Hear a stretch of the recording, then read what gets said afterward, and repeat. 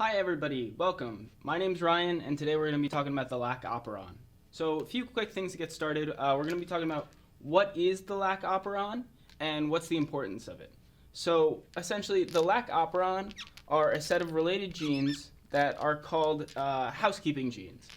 And what these housekeeping genes do, what these housekeeping genes do is they regulate essential functions within the organism. And some of the features of housekeeping genes are sharing a common promoter, sharing a common operator, and they're all transcribed into a single polycistronic mRNA sequence, and they're rarely found in eukaryotes. So more often than not, and in the one we'll see right here, it's going to be in a prokaryotic cell. This one is in E. coli. And so now we're going to talk a little bit about why they're important. Essentially, like I said in the what, the housekeeping genes regulate a bunch of different functions within the cell. And based on those functions, we're able to deduce how the cell operates and ultimately how the organism as a whole operates. So we're also going to be talking about the operon in the presence and how it works in the presence of lactose and glucose. And we'll talk about that all at the end. So right now we're going to talk a little bit about how the Lac Operon functions as a whole.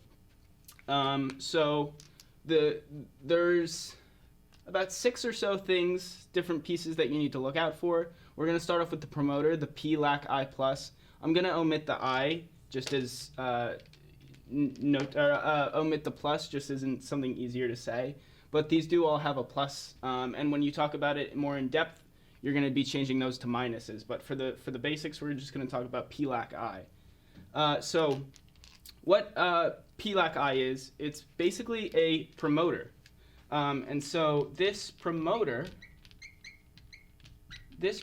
is going to bind the RNA polymerase that has the mRNA on it, and it's going to ultimately allow for the transcript of the entire gene. Okay, now that's how it starts off with the P-Lac-I. Now, when we get to the Lac-I, actually, I'm not gonna go quite to the Lac-I yet because I'm gonna go to the Lac-O first.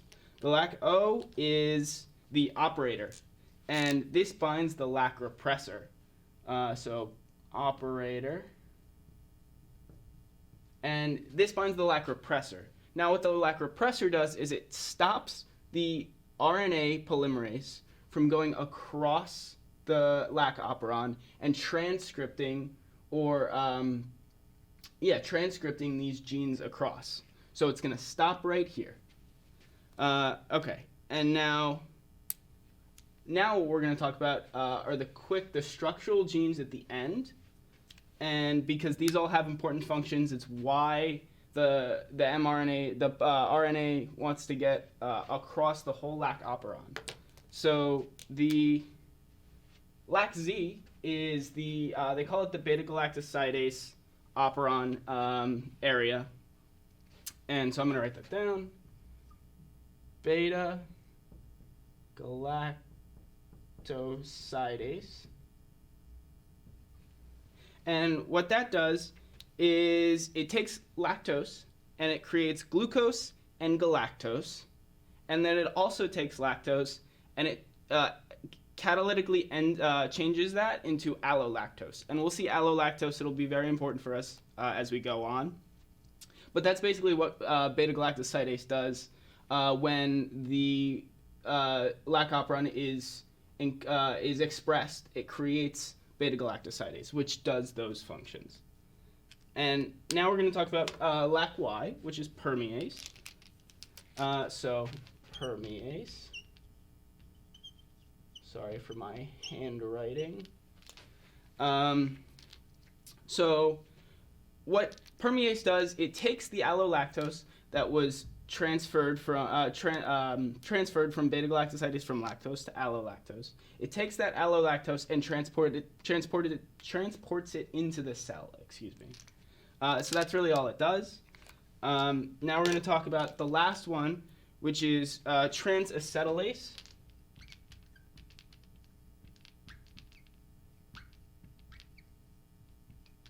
transacetylase.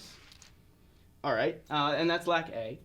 And what transacetylase does is its function isn't really truly known, but what we know it does is it takes the acetyl group from coenzyme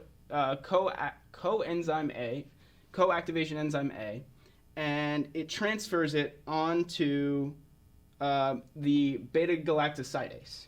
So that's kind of as much as we know of it as of now. And then the last thing, which I started to talk about in the beginning, but I stopped early, is Lac I, and Lac I is the Lac Repressor.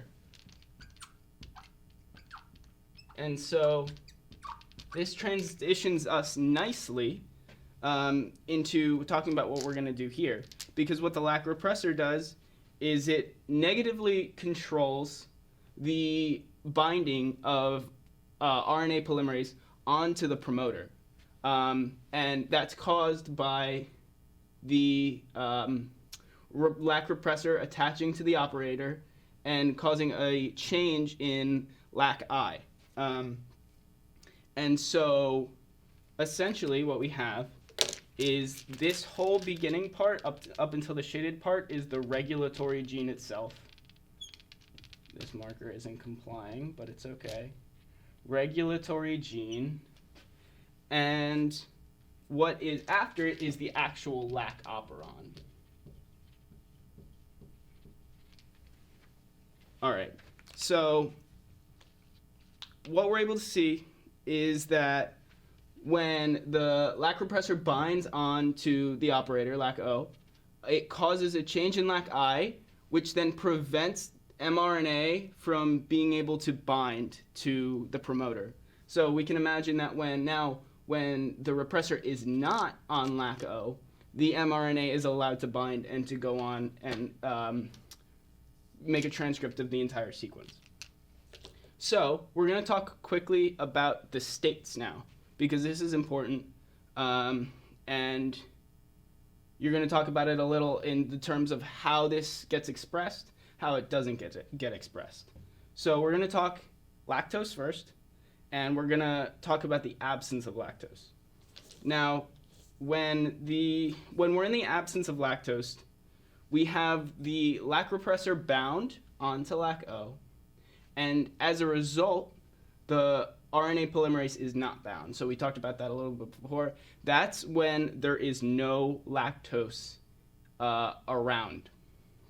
Now, in the presence of lactose, remember we have beta-galactosidase, which takes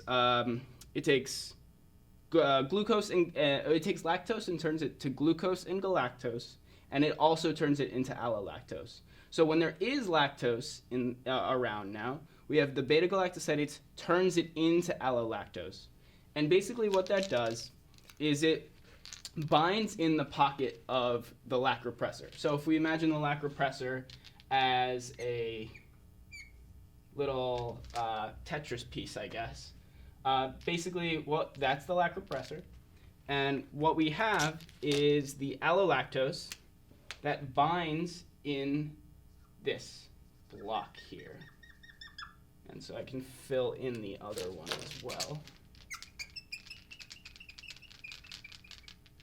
And so now it wouldn't be able, the Lac Repressor wouldn't be able to sit on top of here or bind however it needs to.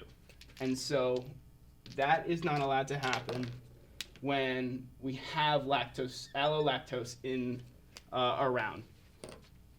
And so allolactose as a whole, to create it, needs permease, which we talked about, the Lac Y, and it also needs beta-galactosidase, like the Lac Z. And the reason why we need Lac Y, the permease, remember, is because it transports allolactose into the cell. So if allolactose isn't in the cell in the first place, then it's not going to be transported in. We're not going to have that presence. And then the repressor will bind onto Lac O. So that's a little bit talking about lactose. Now we're going to talk about glucose. And glucose is a little similar, but for the most part, it's going to be a little flipped too. So in order to fully understand glucose's purposes, we need to talk about the cap-camp complex. I'll just go right here. That didn't work. The cap-camp complex. And what the cap-camp complex is it's an area, or it's a complex basically that recruits the RNA polymerase onto the promoter. And so what this complex turns into is a helper for RNA polymerase to bind onto the promoter. And additionally, now we need to learn that glucose inhibits the amount of cap-camp formed. All right. So if we have a lot of glucose in the cell, okay, we're going to have a low amount of cap-camp, and that low amount of cap-camp isn't able to help the RNA polymerase bind onto the promoter as much as if we had a higher concentration. So you can think of glucose and the cap-camp complex as opposite in concentration, and the amount of expression or transcripts that are made from this cap-camp complex is the same. So high amounts of complex going to turn into high amounts of expression or transcript. And so that's pretty much it. And now if we talk about this as a whole, if we're looking for the combination of glucose and lactose, we can follow this chart basically. So when we have lactose in the cell, and this is just high or low, when we have lactose in the cell, yes, and we have glucose in the cell, yes, then we're not going to have any Lac Operon expression. Same with when we don't have lactose, same if we do have glucose. And you could think about this the same way that I mentioned it before with the lactose example, and think about it the same way as glucose. So, you know, if we have high amounts of glucose, we're going to have low cap-camp. If we have lactose, then it's going to transfer into allolactose, which allows it binds to the repressor, but ultimately this low cap-camp is still gonna not amount to high expression of the Lac Operon. So we kind of need both factors. So the both factors that gets us to this point are high amounts of lactose or lactose and low amounts of glucose, because low amounts of glucose means a high cap-camp complex, and high amounts of lactose means lots of allolactose, which means the Lac repressor is bound to the allolactose, and that allows for good recruitment of RNA polymerase to the promoter and easy transcript of the Lac Operon gene. So that's pretty much all I have. I'd like to thank you for watching, and I hope you have a nice day.